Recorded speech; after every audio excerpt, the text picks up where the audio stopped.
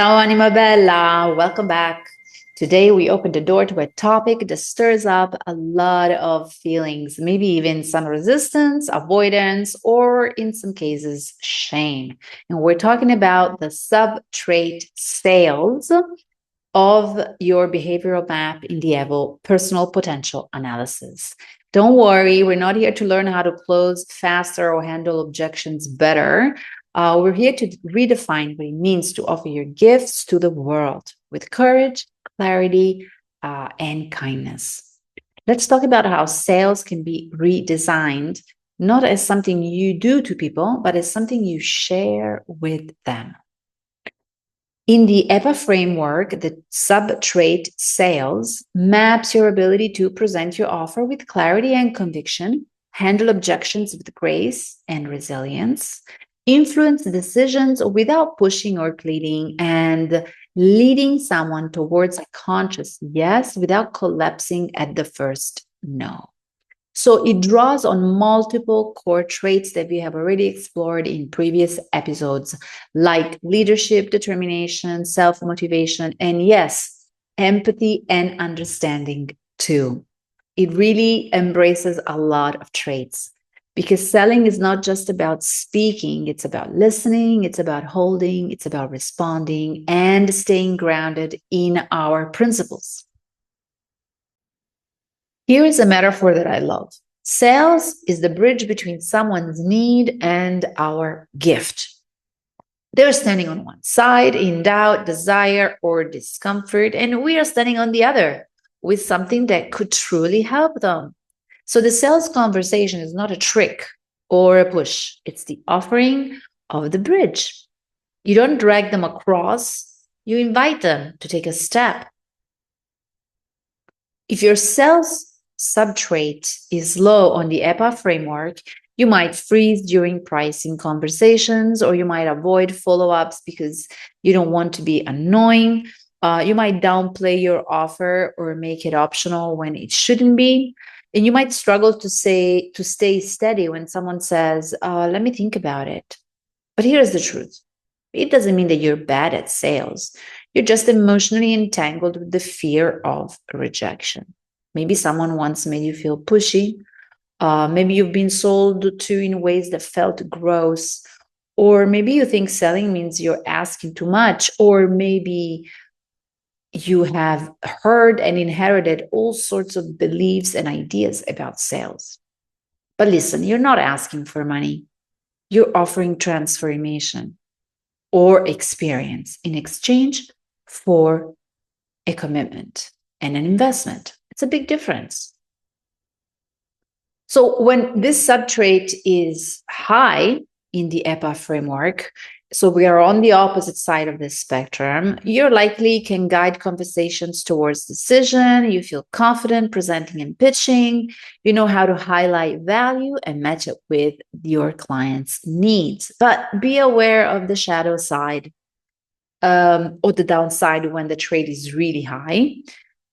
You may overpromise to close, you may push too hard and miss emotional signals from your clients, and you may struggle when someone resists, taking it personally or pushing even harder.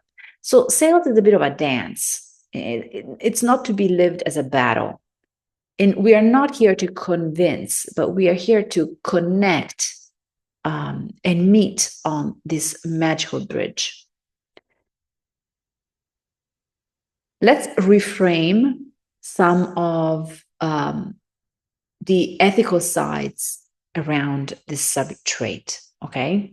Ethical sales, for me, is about an energy exchange. So sales is not just a transaction, it's a transmission. We are offering a result, a transformation, an experience, a path that they wouldn't walk alone. So we're not manipulating, but we are mirroring a possibility. We are not forcing, but we are holding a decision with care. And yes, we can redesign our relationship with sales just like all the other traits, because it's not about pressure, it's about presence. Think of it this way. You bring a unique skill, gift, message, modality. This gift isn't yours to hoard. You are meant to share it and scream it from the rooftops. But sharing requires invitation. An invitation eventually must include some sort of commitment. So selling is really the moment that we say, this is what I have. I believe in it. I'm willing to guide you through it if you're ready. And that's not ego, that's service. When done from integrity, sales becomes spiritual, just like everything else. It's an act of belief, an energy of generosity, a moment of aligned choice. Let's explore a little bit how we can redesign this sales sub trait. If this trait is underdeveloped or overactivated, here's what you might want to try. First of all, you have to know your offer deeply. Confidence starts with your own clarity. So write out what you actually help people become or help people experience. Second, practice pricing in a mirror, in front of a mirror. Say it until your nervous system doesn't flinch. I have had clients selling their sessions at 40 euros a session. And I had them doing this exercise to raise their prices up to 80, 90, or 100 euros per session. Name your price, say it out loud in front of the mirror until it flows out of your mouth with ease and a sense of safety and a sense of peace inside your body. That means that your nervous system is aligned with that number. Number 3, you can treat objections as invitations, which they are. An objection is often lived by our brain as rejection, but it's not. It's an invitation to understand that better. So don't fight them.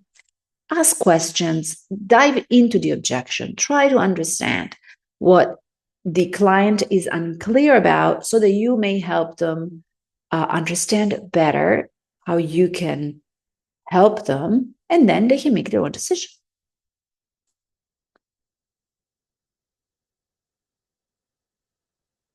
Ask yourself, if I believed in this deeply, how would I offer it? The best sales energy is not hype. It's conviction wrapped in self-kindness and compassion for your clients and whatever they're going through. If you have been avoiding your own brilliance and sharing your unique gifts with the world, or maybe pushing too hard to prove them, remember that your gift matters. And the right people, they're waiting for you to offer it clearly, kindly, unapologetically. Let me know what resonated most with you of this particular subtrait, because it's a delicate one and often a controversial one, and what you would like to explore further so we can do that together. Drop me a like, a follow, and until next time, ti abbraccio. Ciao.